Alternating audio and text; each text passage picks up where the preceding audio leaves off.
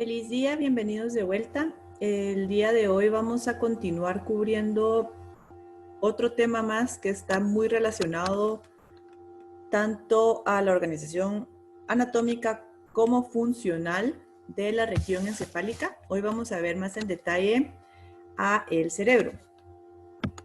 Si recordamos lo que habíamos visto en las clases previas, recuerden que la región encefálica, que es una de las porciones de nuestro sistema nervioso central, se subdivide como a grosso modo o globalmente en tres regiones distintas. En un área que es lo más superior del encéfalo, que corresponde al cerebro.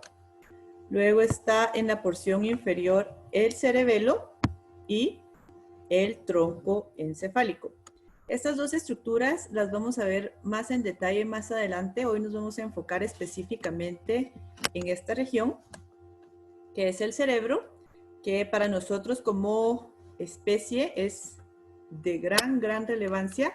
Hoy vamos a empezar a entender un poquito más esas funciones tan particulares que son organizadas por esta región, que realmente nos dan muchas de las características que tenemos los seres humanos.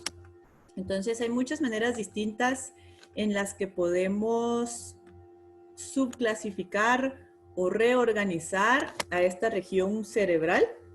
Una de las más convencionales, sencillas de entender, es la división de hemisferios cerebrales, ¿verdad? Si notamos las características macroscópicas de la región cerebral, es fácil delimitar que está conformada por dos hemisferios, dos porciones que parecieran ser una el espejo de otra, que están unidas entre sí, justo aquí en el medio, ¿verdad? Entonces, si apreciamos esta imagen del cerebro, lo que más llama la atención es esta característica como rugosa que tiene nuestro cerebro, ¿verdad? Uno de los primeros términos con los que tenemos que empezar a familiarizarnos es con el tema de surcos o fisuras y de giros o circunvoluciones. Entonces, debido a la característica rugosa que tiene nuestro cerebro en su estructura externa, podemos ver que se forman estas como montañitas, ¿verdad? Todo esto que queda como superficial corresponde a lo que llamamos giros o circunvoluciones. Y vemos que si estas fueran como montañas, y quedan estos espacios que son como esos hoyos que se forman entre todas estas circunvoluciones, esos espacios profundos se llaman surcos y pues dan ese aspecto como que si hubiera un caminito adentro, en el medio de todas estas circunvoluciones, ¿verdad? Le dan ese aspecto tan característico a nuestro cerebro. Entonces, partiendo desde el punto de vista de hemisferios, obviamente tenemos un hemisferio derecho y un hemisferio izquierdo. Es importante, este es un corte en el que podemos apreciar ya el cerebro, si hubiéramos partido este cerebro a la mitad, cortando y dividiendo ambos hemisferios, ya podemos ver una estructura interna de todas las diferentes estructuras que están en el interior. Lo primero que llama mucho la atención, podemos ver esta estructura que en comparación a todo lo demás que estamos apreciando aquí, notamos que tiene un color característico claro, ¿verdad? Esto es el cuerpo calloso. El cuerpo calloso es sumamente importante, ¿por qué? Porque es un conjunto de fibras nerviosas que sirve como una vía de comunicación entre los dos hemisferios cerebrales. Es un punto de unión que une a ambos hemisferios anatómicamente, pero también es un punto de unión funcional, porque hay muchas fibras que van de un lado hacia el otro y que transmiten información para que los dos hemisferios puedan estar sincronizados de alguna manera. Si cortáramos ese cuerpo calloso, nuestro hemisferio derecho no tendría ninguna manera de comunicarse con el hemisferio izquierdo y no podríamos coordinar realmente infinidad de funciones que llevamos a cabo. Entonces, esa es una de las primeras estructuras que podemos reconocer. Vemos que su color es característicamente blanco. Eso es porque predominan en esta región los axones. Mucho de lo que atraviesa este cuerpo calloso son axones. Y si recordamos, los axones están envueltos por una vaina de mielina. Y es esa vaina de mielina lo que le hace ver con un color un poco más claro. Versus, aquí no se aprecia porque no lo vemos de color gris, Pero, por ejemplo, la corteza, que es lo que vamos a ver más adelante, tiene un color más oscuro, porque lo que predomina en esta región son los cuerpos o somas de las neuronas y no tanto los axones. Y por eso es que se hace esa distinción entre sustancia blanca y sustancia gris. Entonces, ¿qué podemos decir sobre los hemisferios? Partiendo desde esta clasificación, tenemos que entender que aunque parecieran ser una imagen en espejo uno del otro, nuestros hemisferios cerebrales no son exactamente iguales. Sí son similares en muchos de los procesos que pasan, ya que pues lo que está pasando en un lado muchas veces pasa de forma simultánea en el otro. Los dos hemisferios tienen la capacidad de, por ejemplo, expresar sentimientos, impulsos, de participar en aprendizaje, participar en memoria, de nuestra capacidad de sobreponernos a la frustración, realizar cálculos matemáticos. Entonces, todo lo que nos hace humanos realmente existe o coexiste en ambos hemisferios cerebrales. Sin embargo, digo, no son exactamente iguales. ¿Por qué? Hay ciertas pautas que nos han orientado a que sí hay diferencias muy sutiles entre un hemisferio y otro. Cabe mencionar que en la actualidad no entendemos por completo cómo funciona nuestro cerebro y eso hasta cierto punto limita mucho nuestra capacidad de entendimiento, pero sí hay ciertas pautas que nos pueden orientar. Y partimos desde el siglo XIX, cuando estos dos personajes, el doctor Pierre Paul Broca y el doctor Carl Wernicke, empezaron a hacer los primeros hallazgos sobre las regiones que estaban involucradas en el procesamiento del lenguaje. Entonces, ¿qué fue lo que descubrieron ellos? Ellos descubrieron que en ciertas personas que tenían algún tipo de alteración en la forma en que procesaban el lenguaje, ellos encontraron lesiones que afectaban áreas específicas del lado izquierdo de nuestro cerebro. Entonces, en base a estos hallazgos, pues ellos concluyen que estas áreas del hemisferio izquierdo eran las áreas relacionadas específicamente al lenguaje. Ellos notaron que personas que tenían lesiones muy similares, pero que estaban en el lado derecho, por ejemplo, no ocasionaban los mismos problemas en el procesamiento del lenguaje. Entonces, ahí están como las primeras pautas que nos orientan a que sí podría existir algún tipo de diferencia. Sin embargo, no concluimos nada. ¿Por qué? En la actualidad ya se pueden hacer estudios mucho más avanzados y no solo en personas que tienen algún tipo de problema en el procesamiento del lenguaje. Hoy en día tenemos estudios como por ejemplo lo son la resonancia magnética funcional, el PET scan, que lo que nos permiten es observar en un momento dado, cuando estamos realizando alguna función, qué áreas de nuestro cerebro se encienden o están más activas. Y pues lo que se ha concluido hoy en día es que cuando evaluamos el funcionamiento cerebral durante el uso del lenguaje, se activan ambos hemisferios. No solo el hemisferio izquierdo se activa cuando estamos utilizando el lenguaje, sino que se activan ambos. Podría ser que alguno cumpliera funciones diferentes al otro, sí, pero en la actualidad que tengamos sumamente claro qué funciones particulares son de un hemisferio y qué funciones particulares son del otro, pues todavía no podemos llegar a eso. Ahora, hay muchísima información que se ha perpetuado históricamente, que no es que sea malo, simplemente no hay suficientes fundamentos científicos para avalar esto. Es el concepto de dominancia del cerebro derecho o izquierdo.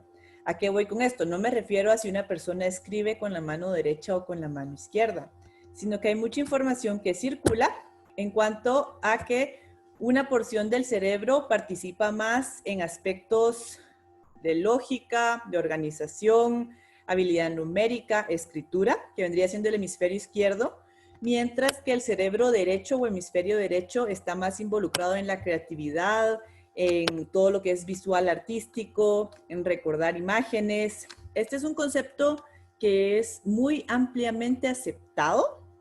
Hay incluso muchos tests que ustedes pueden encontrar, tal vez no puramente científicos, sino que de esos tests que aparecen en internet de averigua cuál es tu dominancia cerebral y entonces le hacen a uno una serie de preguntas para ver si uno es una persona más organizada o más enfocada a números y cosas más lógicas, irracionales o si uno tiene un cerebro más orientado a la imaginación y la creatividad, ¿verdad? Entonces hay muchísimos tests, hay muchísima información que circula respecto a este concepto. Sin embargo, desde un punto de vista muy científico, esto no está demostrado. No hay suficiente evidencia hoy en día que nos diga que el cerebro izquierdo es el que cumple esa función y el cerebro derecho la otra, ¿ok? Entonces, realmente la información con la que contamos hoy en día en base a estos estudios que pueden en los donde se puede observar realmente la actividad de nuestro cerebro cuando realizamos ciertas funciones, pues lo que han encontrado realmente es que los dos hemisferios parecen trabajar en conjunto, ¿verdad? No es que uno se apague y el otro se encienda y que uno predomine más que el otro, sino que trabajan en conjunto y que estos factores de la personalidad realmente no estarían determinados tanto por qué hemisferio domina más, sino que podrían estar explicados por otras razones. ¿Ok? Entonces, globalmente eso es lo más importante de los hemisferios, poder distinguirlos, poder hacer un corte, distinguir que hay un lado derecho, un lado izquierdo, e identificar claramente el cuerpo calloso, que es ese punto de unión y comunicación entre ambos. Ahora vamos a llegar a una segunda clasificación, que tal vez es la que más les va a servir a ustedes y que van a utilizar más para comprender algunas de las cosas más importantes que realiza nuestra corteza cerebral. Y esta clasificación se basa específicamente en la región cortical. Si recuerdan, cuando hablamos del cerebro, hicimos una delimitación en que había una región que era puramente corteza y hay una región que es subcortical que vamos a ver más adelante. Ahorita me voy a enfocar específicamente en la corteza cerebral, o sea, la parte más externa de mi cerebro. Entonces, aquí lo que podemos ver es que la corteza cerebral tiene 4 regiones distintas que se pueden distinguir claramente. Y vamos a ver que estas regiones se van a llamar lóbulos. Entonces tenemos el lóbulo frontal, que esto es como su nombre lo indica, la porción más anterior de nuestro cerebro. Luego tenemos el lóbulo parietal, que es esta región amarilla que podemos percibir que queda justo detrás del frontal.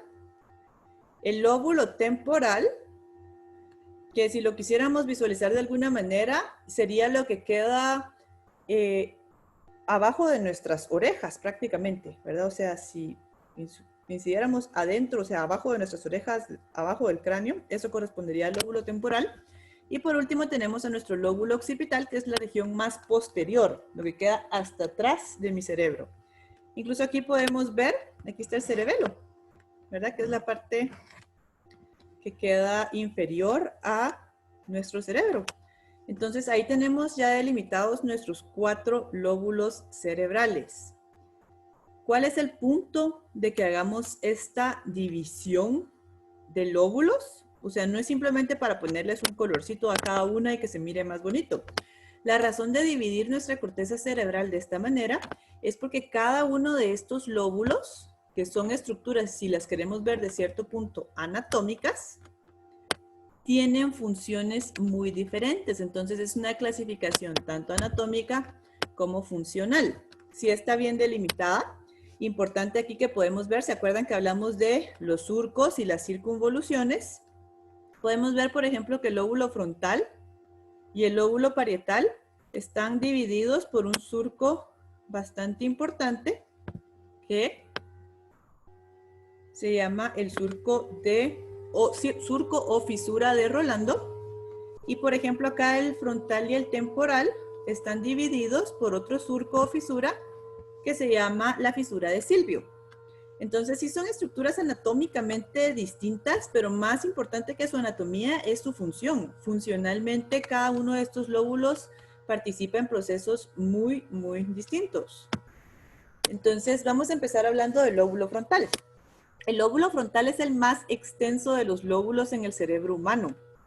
Ahorita vamos a entender por qué es que el ser humano tiene un lóbulo frontal tan prominente, porque eso es realmente lo que nos distingue de los demás animales. Este es el lóbulo que realmente nos hace humanos. Entonces podemos ver que es un lóbulo bastante extenso. En esta imagen se aprecia un poco mejor, ¿no? Es todo esto que está acá. Corresponde a una buena proporción de toda la corteza. El lóbulo frontal cumple muchas funciones diferentes. 3 funciones que van a ser claves para nosotros. La primera, el lóbulo frontal tiene una función motora. Si ustedes aprecian aquí en esta imagen, esto que podemos ver en verde es como la parte más posterior del lóbulo frontal, ¿verdad? Todavía es el lóbulo frontal, pero ya es la parte donde termina, ¿verdad? Ya es lo más posterior que tiene. Esta región verde es sumamente importante porque esa es nuestra corteza motora. El lóbulo frontal tiene una importante función motora.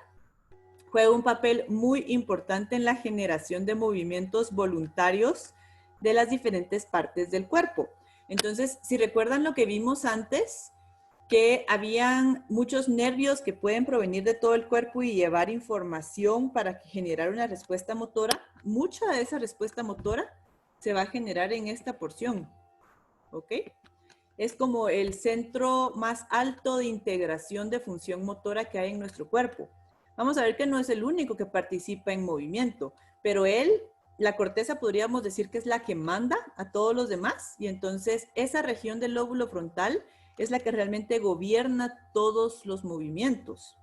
Tiene muchas otras estructuras que son auxiliares al movimiento, pero quien integra todo y toma las decisiones es esa porción. ¿Ok?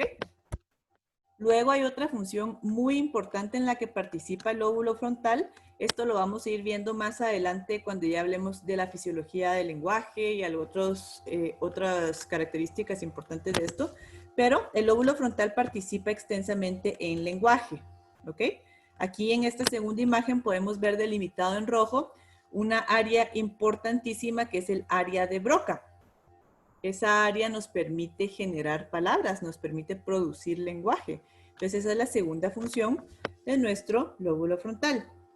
Y luego vamos con la función, bueno, no sé si es la más importante porque todas son muy importantes, pero es la más definitoria de nosotros como humanos. Y vemos que aquí tenemos la porción más anterior del lóbulo frontal, que es lo que conocemos como corteza prefrontal. Entonces, la corteza prefrontal es para nosotros sumamente importante. Me voy a detener un poco aquí porque, como les digo, esto es realmente lo que me distingue a mí de un mono, de un perro, de un tiburón, de un lagarto, de lo que a ustedes se les ocurra. Porque estas son las funciones que otras especies no van a poder realizar.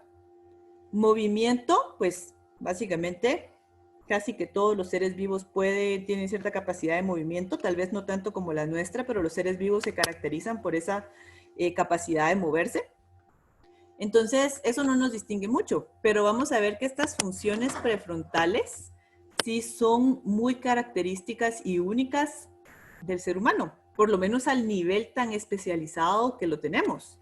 Entonces, vamos a ver que este es un área de asociación multimodal. ¿Qué quiere decir esto? Que es un área de integración. Aquí se coordina muchísima información que provienen de otras áreas cerebrales. Se integran sensaciones con memoria, con lenguaje, con todo. O sea, esta área es capaz de integrar muchísima información en una sola área y que nosotros podamos tomar decisiones en base a todo esto que estamos percibiendo. Entonces, vamos a ver que es la porción del cerebro que tarda más tiempo en desarrollarse. ¿Por qué? Porque los procesos que coordina son altamente especializados, o sea, son procesos muy complejos. Entonces, el desarrollo neuronal de esta área es muy extenso. Hay muchísimas neuronas localizadas en esta área, ¿verdad? Por todas las funciones importantes que se llevan a cabo. Y vamos a ver que por lo mismo hay importantes conexiones con básicamente todo el resto de nuestro encéfalo. Hay importantes conexiones con el sistema límbico, con los ganglios basales, con el hipocampo, con el tálamo, con el resto de los lóbulos cerebrales. Poco a poco vamos a ir viendo cada una de estas estructuras más en detalle, pero para que nuestra corteza prefrontal pueda coordinar todas estas funciones, pues tiene que tener contacto con estas regiones, porque tiene que tener toda la información ahí disponible para tomarla en cuenta. Entonces, para complicar un poquito más la cosa, vamos a ver que la corteza prefrontal también puede subdividirse en 3 estructuras diferentes. Y en esta imagen la podemos apreciar 2. Aquí no se ve la tercera. Les voy a explicar por qué no se ve. Aquí lo que estamos viendo es la cara como externa de nuestro cerebro, ¿verdad? Es como si yo hubiera levantado el cráneo acá y esto es lo que yo logro ver, ¿verdad? Entonces, aquí podemos ver una primera región que es la región dorsolateral y acá abajo de esta está la orbitofrontal. Órbito porque aquí queda el techo de la órbita, o sea, aquí estaría nuestro ojo, ¿ok? Entonces, por eso se llama orbitofrontal y la dorsolateral. Y hay una tercera región que se llama ventromedial, que no la podemos ver acá porque es medial, como su nombre lo dice, está aquí metida. Entonces yo solo puedo apreciarla si cortara ese cerebro a la mitad. ¿Recuerdan la imagen en donde podíamos ver el cuerpo calloso y vemos la cara interna de la corteza? Ahí adentro está nuestra corteza ventromedial, por eso es que en esta imagen no se puede apreciar. ¿Por qué complico más la corteza prefrontal dividiéndola en otras 3 regiones? Es porque hay evidencia que cada una de estas regiones regula procesos diferentes de todo lo que lleva a cabo la corteza prefrontal. Entonces vamos a empezar con la corteza orbitofrontal, que dijimos es esta que está acá abajo. Este es un área importante para controlar respuestas sociales. Se encarga realmente de inhibir conductas poco aceptables y controlar la agresividad. Si yo tuviera una lesión en esta área y destruyera mi corteza orbitofrontal, yo perdería esa capacidad de regularme cuando estoy en un entorno social. Yo me portaría de forma agresiva, no me importaría si tengo ropa o no tengo ropa para salir de la calle, podría recoger las cosas del suelo y comérmelas, portarme de una manera que realmente la sociedad vería como no aceptable. O sea, perdería todo ese control ante la situación de que soy un ser social. Luego está la corteza dorsolateral. Esta es la región más desarrollada de las 3 y se encarga principalmente de procesar información cognitiva y específicamente lo que conocemos como funciones ejecutivas que vamos a ver en un momento. Y es donde se cree que está realmente nuestra capacidad de autoconciencia, de reconocer quiénes somos y que somos un individuo y estar conscientes de nosotros. Eso parece estar más vinculado a esa área. Y luego está la corteza ventromedial, que esta es un poquito más debatible, se conoce menos de su función, pero parece estar muy relacionada con la percepción y expresión de emociones, así como con la motivación. Entonces, esta tiene un vínculo bastante estrecho con el sistema límbico, que es el que se encarga de generar nuestras emociones. Entonces, hay mucha comunicación entre corteza prefrontal ventromedial y mi sistema límbico. Entonces, ahorita vamos a ver ya más detalladamente cuáles son las funciones de la corteza prefrontal y a cuál de estas 3 regiones podrían relacionarse un poco más. Entonces vamos a empezar por la primera y más importante, las funciones ejecutivas. Entonces las funciones ejecutivas no son más que un conjunto de habilidades fundamentalmente cognitivas que permiten adaptarnos a nuestro medio y resolver problemas. Entonces, ¿qué quiere decir esto? Nuestra capacidad de anticiparnos a una situación, ¿verdad? Entonces, ¿se acuerdan cuando estábamos en el mero pico de la pandemia con el confinamiento y el aislamiento social y que uno ya sospechaba que el fin de semana el presidente Yamatei iba a decir que no podíamos salir a tal hora o que el domingo no se podía salir de la casa o que solo podíamos circular de tal hora a tal hora? Y entonces, ¿qué hacía toda la gente el día viernes? Todo el mundo se iba a meter al súper a comprar N cantidad de cosas porque si nos encerraban 2 semanas en casa, ellos querían estar preparados para no pasar hambre. Eso es capacidad de anticipación, ¿verdad? Ningún perrito dijo en la cuarentena, tengo que ir a comprar comida de perro para no quedarme con hambre 2 semanas y Yamatei nos encierra. Es porque los perros no tienen esta capacidad de anticipación. Eso es algo muy característico del ser humano. La fijación de metas, ¿verdad? El que yo me pueda realmente proponer, en el caso de ustedes, quieren ser psicólogas educativas y entonces ustedes fijan esa meta, saben cuánto tiempo les va a tomar llegar a esa meta, saben lo que tienen que hacer, lo que tienen que sacrificar, lo que tienen que estudiar, todas las cosas claras para eventualmente pues poder llegar a donde ustedes quieren estar. La toma de decisiones, ¿verdad? Cuando ustedes toman una decisión, no, rara vez es una decisión completamente aleatoria que no tiene ninguna base ni ningún fundamento. Cuando tomamos decisiones, entran a jugar un papel importante un montón de cosas, ¿verdad? Lo que yo quiero, lo que yo pienso que es mejor, lo que es mejor para mí, lo que va a ser mejor para los demás, ¿verdad? Entonces, cuando tomo una decisión, yo soy capaz de analizar mucha información en un mismo momento y en base a toda esa información realmente tomar esa decisión. Planificación en base a memoria, ¿verdad? O sea, esto también es otra capacidad muy, muy humana. Capacidad de modificar estrategias y elaborar conceptos. O sea, ¿qué pasa si yo tengo un plan y sobre la marcha no está saliendo como yo quiero? Yo soy flexible y puedo modificar, ¿verdad? O sea, yo puedo decir, bueno, esto no está funcionando, probemos algo más. Yo puedo cambiar la estrategia y la forma en que yo estoy afrontando una situación. Diferenciar si algo es bueno o algo es malo, ¿verdad? Comprender el concepto de consecuencias. Entender de que si yo tenía que quedarme en mi casa estudiando porque tenía examen parcial, pero resulta que había una fiesta ese fin de semana y pues yo quería ir porque iba a ir el chavo que me gusta y que va a estar re alegre y todos mis amigos, entonces me voy a la fiesta y me va de la patada en el parcial. O sea, en ese momento no tomé la mejor decisión, pero yo soy consciente de que lo que me pasó es consecuencia de las acciones que tomé, ¿verdad? O sea, sí puedo identificar eso de medir esas consecuencias. O bien, tal vez la decisión hubiera sido otra. Yo hubiera dicho, quiero ir a la fiesta, pero sé que tengo que estudiar, entonces mejor me voy a quedar en mi casa y voy a sacrificar porque no quiero que me vaya bien en el examen, ¿verdad? Entonces, todas estas funciones son muy características del ser humano. Piensen en sus mascotas, piensen en cualquier animal, en cualquier otro ser vivo que no sea el ser humano. ¿Quiénes tienen esa capacidad tan marcada de hacer todo este proceso tan complejo al momento de pensar, ¿verdad? Realmente esto es lo que les digo que es muy definitorio del ser humano.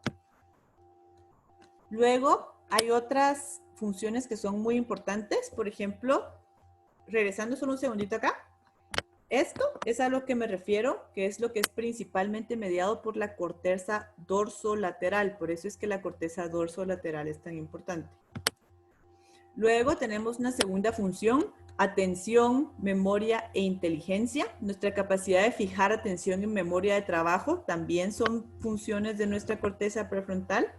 La conducta social, ¿verdad? La capacidad de regular nuestras expresiones y comportamientos en base a nuestras interacciones y al aprendizaje extraído de ellas, sentir empatía hacia las otras personas, restringir conductas que no van a ser aceptadas convencionalmente por otros. Recuerden, esto dijimos que era función del órbito frontal. Entonces, recuerden que los niños, en el caso de los niños, pues el cerebro no se ha terminado de desarrollar. Cuando nacemos, nuestro cerebro sigue desarrollándose. Entonces, si vemos en el caso de un niño, pues los niños no tienen esa misma capacidad de autorregularse que tiene un adulto. Realmente ellos son más impulsivos, no van a tener tanto conflicto si se empiezan a pelear en un lugar público o si empiezan a hacer un berrinche en un lugar público. Sin embargo, conforme los niños van creciendo y se va fortaleciendo esa estructura cerebral y los niños van aprendiendo a través de lo que los padres les enseñen, pues ese comportamiento empieza a regularse, ¿verdad? Dejan de comportarse de esa manera.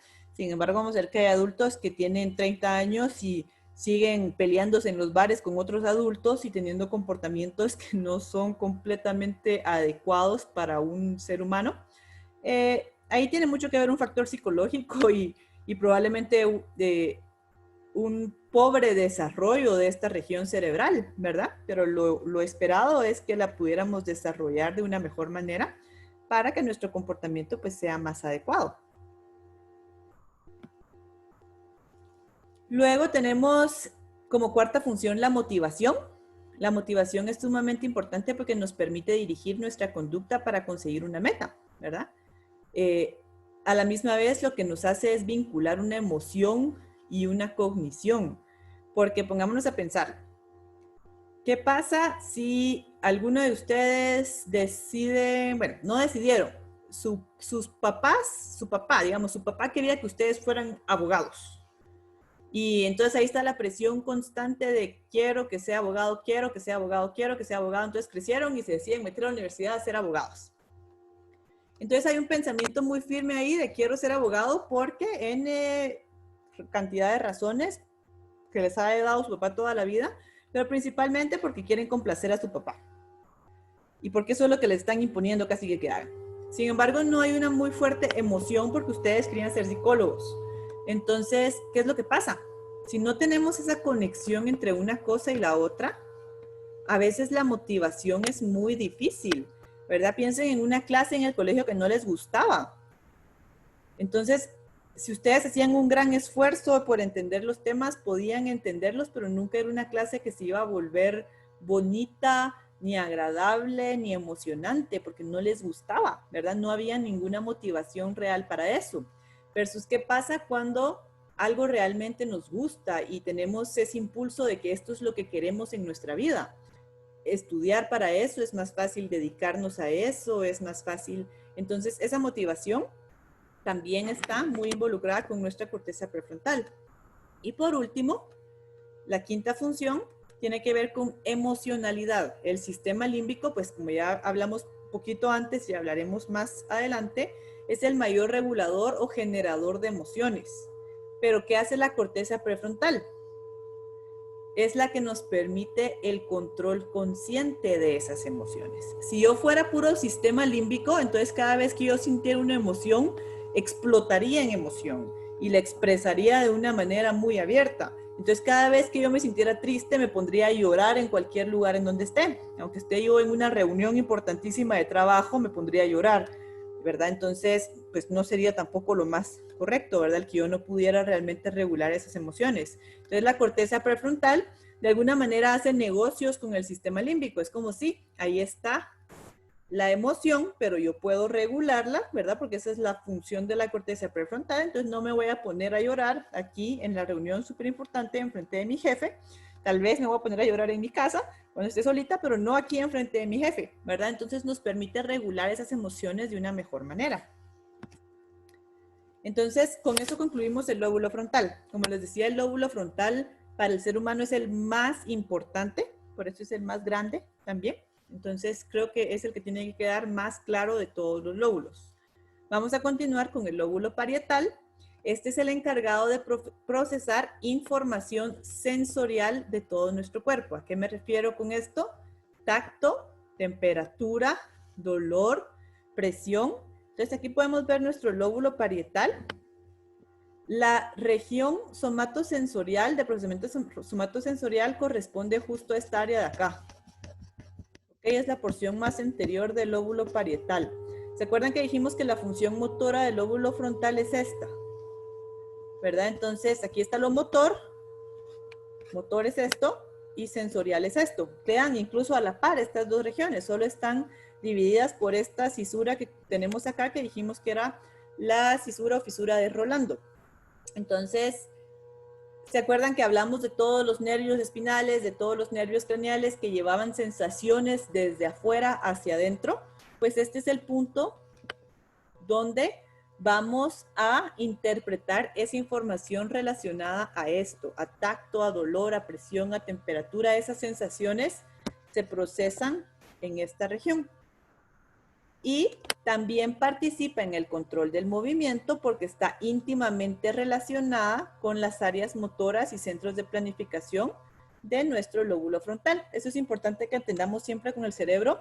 El hecho de que hagamos esa distinción del frontal, parietal, temporal, occipital, no quiere decir que cada uno de estos lóbulos actúa solo.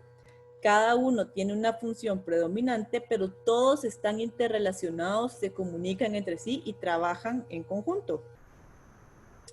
Ahora vamos con nuestro lóbulo temporal. ¿Se acuerdan que este es el que les dije que quedaba si yo me pusiera así como abajo de mis orejas y esta región, que depende de qué tan grandes sean sus orejas, pero es esa región que queda justo debajo de las orejas, ¿verdad? Si levantáramos el cráneo ahí, esa porción que está ahí es el lóbulo temporal. Tiene varias funciones también. El lóbulo temporal también es muy importante realmente para nosotros que estudiamos conducta humana. Alberga la corteza primaria de audición, ¿ok? El sentido de la audición es procesado principalmente en esta región. Maneja el lenguaje auditivo y la comprensión del habla. Ya cuando hablemos de fisiología del lenguaje vamos a entender mejor esto, porque se acuerdan que dijimos que el área de Broca estaba en el frontal y es donde se genera el lenguaje, pero el lóbulo temporal participa en la comprensión del habla. Y alberga dos estructuras en las que no me voy a detener hoy porque las vamos a ver muy a profundidad cuando hablemos del sistema límbico, pero aquí es donde están localizados el hipocampo y la amígdala. Curiosamente no quedan en la parte externa, sino quedan en la porción más interna. Vamos a ver dónde están anatómicamente cuando hablemos del sistema límbico, pero no están directamente en la parte exterior, sino que es como que si yo levantara todo el lóbulo temporal y están como en la parte de adentro, ¿ok? Estas forman un sistema vital para la generación de memoria y la amígdala pues juega un papel muy importante en la generación de ciertas emociones como el miedo, el reconocimiento de expresiones faciales. Y por último vamos con nuestro lóbulo occipital, que les dije que es el chiquitín que queda en la parte de hasta atrás de nuestro cerebro. Este procesa información principalmente visual. Es el que integra los estímulos visuales que podemos recibir del entorno, ¿ok? Toda la información que inicialmente ingresa por nuestra retina. E igual va a realizar múltiples asociaciones con los demás lóbulos para darle un contexto a esas imágenes que estamos percibiendo, ¿verdad? No son solo imágenes, realmente es un contexto entero, ¿ok? Entonces, esa es la manera en que se clasifica nuestro cerebro en cuanto a lóbulos.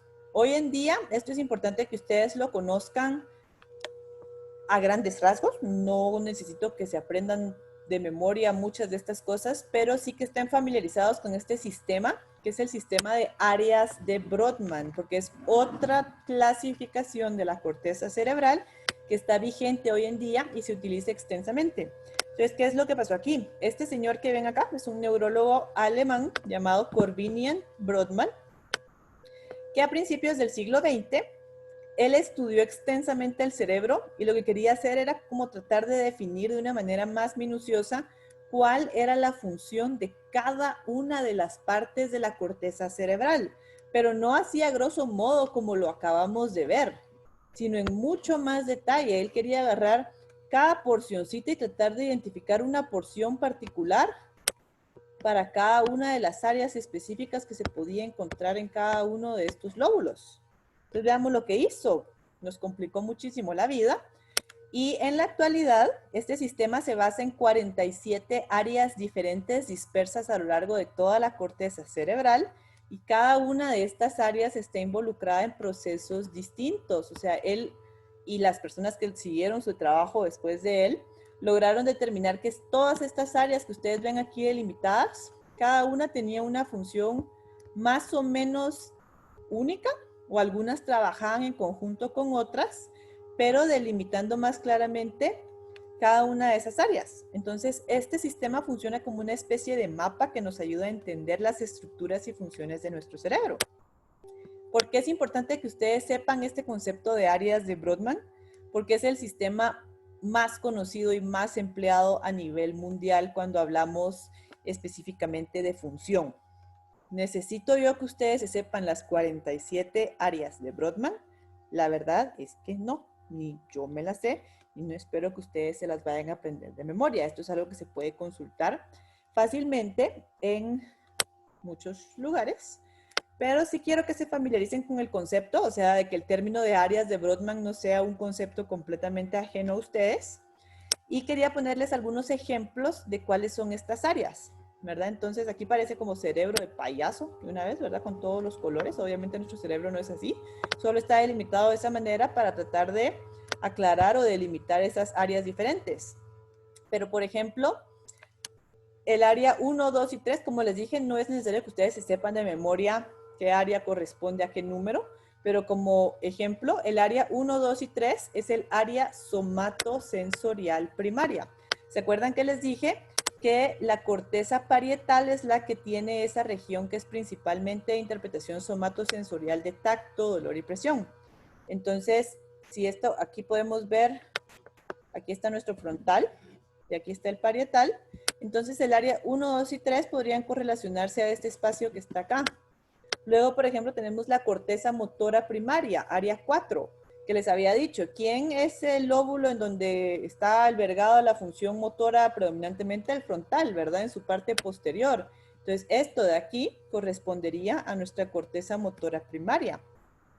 9, 10, 11 y 12 es la corteza prefrontal. Pues dijimos que todo esto de acá es corteza prefrontal, entonces esas áreas ya tenemos una idea de para qué nos sirven, ¿no? Es donde vamos a estar hablando de funciones ejecutivas, de motivación, de conducta social.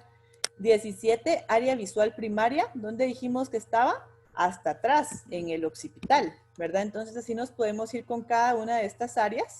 Entonces vamos a ver que hay algunos que son más relevantes. Por ejemplo, el área de Broca y de Wernicke las vamos a ver cuando hablemos de fisiología del lenguaje. Entonces, la idea es, lo que él hizo fue ser un poquito más minucioso y reducir a porciones más específicas que cumplían algún tipo de trabajo en particular. ¿Ok? Como les digo, no necesito que se memoricen las 47 áreas, sí necesito que estén familiarizados con el concepto de áreas de Brodmann. Entonces dejamos nuestra corteza. Esta imagen es perfecta porque nos permite entender un poquito más a lo que me refería yo al principio. Aquí vemos nuevamente lo que vimos en la primera diapositiva. Encéfalo, cerebro, cerebelo, tronco encefálico. Entonces lo que acabamos de ver ahorita es la región cortical del cerebro. ¿Ok? Ahí vemos todos los surcos y circunvoluciones. Y nos queda este espacio de aquí, que se dan cuenta que también forma parte del cerebro, pero no es ya necesariamente la corteza. Entonces, cuando hablamos de región subcortical, dependiendo en dónde ustedes lo lean, van a encontrar que hay muchas estructuras. Por ejemplo, hay quienes agrupan a la amígdala y al hipocampo, que les dije que quedaban en el lóbulo temporal como parte de la región subcortical. No lo vamos a ver ahorita porque lo vamos a ver más adelante cuando hablemos del sistema límbico. Otras estructuras que se encuentran aquí adentro de esta región subcortical son el tálamo e hipotálamo. No los vamos a ver ahorita porque los vamos a ver en la siguiente clase cuando hablemos del diencéfalo. Incluso algunas personas establecen el cerebelo y el tronco encefálico como regiones subcorticales, sí, porque quedan abajo de la corteza, pero yo las agrupo como regiones aparte porque son las tres estructuras que conforman mi encéfalo, ¿verdad? Cerebro, tronco encefálico y cerebelo. Entonces, la porción de la región subcortical con la que sí me quiero enfocar un poquito hoy son los ganglios basales. O sea, van a quedar localizados aquí en esta porción. Algunos quedan tal vez un poquito más abajo, pero sí es importante que hablemos de los ganglios basales y vamos a ver por qué. Los ganglios basales son acumulaciones de sustancia gris. ¿Qué es la sustancia gris? Había dicho son los cuerpos de las neuronas. Recuérdense, todo lo que tiene color blanco generalmente es porque hay mucha mielina, y si hay mucha mielina quiere decir que es porque hay muchos axones, ¿verdad? Y cuando la sustancia es más oscura y es gris, es porque lo que más hay ahí son cuerpos o somas de las neuronas, ¿verdad? Entonces, estos ganglios basales, aquí en esta imagen podemos ver muy bonito todo esto que está aquí afuera, vendría siendo nuestra corteza. Ok, esto es pura corteza. Ahí están las diferentes áreas, ¿verdad? Esto que podemos ver aquí es nuestro lóbulo temporal. Ok. Ya más adelante vamos a ver que ahí también están la amígdala y el hipocampo. No quiero que nos distraigamos ahorita. Pero vemos ya todo lo que está aquí, que es la región subcortical. Aquí estaría el cuerpo calloso, ¿verdad? Que es lo que une nuestros hemisferios. Y aquí en la región subcortical, de abajo de la corteza, vemos este montón de estructuras, ¿verdad? Hay muchas estructuras que van a estar albergadas ahí. Entonces, lo que son realmente son como núcleos, son estas aglomeraciones de cuerpos celulares que le dan ese color como más oscuro a esas regiones. ¿Y por qué son importantes los ganglios basales? ¿Qué tiene que ver? ¿Por qué les estoy hablando de esto? Es porque estos ganglios o núcleos forman parte de algo que conocemos como el sistema motor extrapiramidal. Y el sistema motor extrapiramidal es crucial para que nosotros podamos llevar a cabo movimientos motores finos. O sea, este sistema tiene que estar intacto para que ustedes puedan maquillarse, para que ustedes puedan tomar un lápiz y escribir, para hacer todos estos tipos de movimientos finos, ¿verdad? Que requieren de cierta precisión. Este sistema motor tiene que estar intacto. Y pues los ganglios basales están compuestos por 5 pares de núcleos. Nombres medio extraños, pero no me interesa tanto que se aprendan los nombres como realmente la función de estos ganglios basales. Entonces tenemos el núcleo caudado, el putamen, el globo pálido, la sustancia nigra y el núcleo subtalámico. Esos son los 5 pares de núcleos que conforman a los ganglios basales. Ahora bien, la sustancia nigra y los núcleos subtalámicos no son componentes tan anatómicos de los ganglios basales por donde están localizados, pero de un punto de vista funcional sí participan en acciones similares. Entonces, esta es otra imagen donde podemos visualizarlo. La sustancia nigra y el núcleo subtalámico quedan más acá en una región inferior, quedan un poquito distanciados del caudado, del putamen y del globo pálido. Sin embargo, como les digo, se incorporan en este mismo sistema porque la función que llevan a cabo es muy similar. Entonces, desde un punto de vista anatómico, solo para que nos ubiquemos un poquito en la estructura, estos son difíciles de identificar en una imagen. De una vez se los advierto por si les parece un poquito confuso, pueden ir a buscar otras imágenes en donde les quede más claro, pero son difíciles de visualizar por la región en donde están y en cada corte cerebral. O sea, si yo corto el cerebro a la mitad por el medio o en el otro sentido, o si le hago un corte para abrirlo y levantarlo y verlo, o sea, se miran muy diferentes, ¿verdad? Entonces, no es como que ustedes tengan que saber la anatomía exacta, ni que yo les vaya a poner una imagen de un cerebro y les vaya a decir, ubiquen en dónde está el globo pálido. No es eso lo que me interesa, ¿verdad? Pero para que nos familiaricemos con algunos conceptos, en conjunto, el putamen y el núcleo caudado conforman una estructura que comúnmente es conocida como el estriado. Entonces aquí la podemos ver. Esto que se visualiza acá es el caudado. ¿Ok? Esto es el caudado y esto es el putamen. Entonces a esta estructura en conjunto se le llama el estriado. Ahora vemos aquí otro ángulo en donde lo que vemos aquí arriba es el caudado. Aquí tenemos, en esta imagen creo que no se mira tan claramente, pero aquí está. Esta imagen que vemos acá es el núcleo lenticular o lentiforme, que vemos que está formado por el globo pálido y por el putamen. ¿Ok? Entonces aquí vemos las dos estructuras y juntas conforman lo que llamamos como el núcleo lenticular. Eso para ustedes es más como de conocer estos conceptos y familiarizarse con ellos. No me interesa que se aprendan la anatomía extensa de esto, ¿verdad? Sino que solo para que ustedes no se vayan a confundir, porque en algún momento ustedes lo pueden leer en otro lugar y solo encontrar la palabra estriado y decir, pues esto yo nunca lo vi, o solo encontrar el término núcleo lentiforme y no tener ni idea qué es, ¿verdad? Entonces, solo para que ustedes estén familiarizadas, estos son otros conceptos muy correlacionados con ganglios basales, ¿verdad? Entonces, cuando ustedes vean esas palabras, ya saben que están hablando de ganglios basales. Entonces, ¿para qué me sirven? Ya entendí, bueno, función motora fina, bla, bla, bla. Lo que hacen estos núcleos es que son muy relevantes porque son una vía de comunicación entre otra estructura muy importante que vamos a ver en la próxima clase, que se llama el tálamo, y la corteza cerebral motora. Entonces, son como un circuito. Digamos, si este fuera mi tálamo y esta fuera mi corteza cerebral motora, estas estructuras que están acá son como puntos de relevo para transmitir la información, forman vías de comunicación. ¿Se recuerdan que cuando hablamos de el cerebro como una red neuronal y funcional, hablamos de que hay mucha comunicación de un área para otra, ¿verdad? Entonces, estas áreas específicas permiten que esa información fluya, información relacionada a aspectos motores de nuestro cuerpo. Entonces, vamos a ver que hay 3 vías importantes a través de las cuales estos ganglios basales transmiten esta información de una región a otra. Hay una vía que es directa, que es una vía excitatoria. Juega un rol central en que podamos iniciar movimientos de forma voluntaria, ¿ok? Luego tenemos una vía que es indirecta. es una vía que es opuesta, es inhibitoria.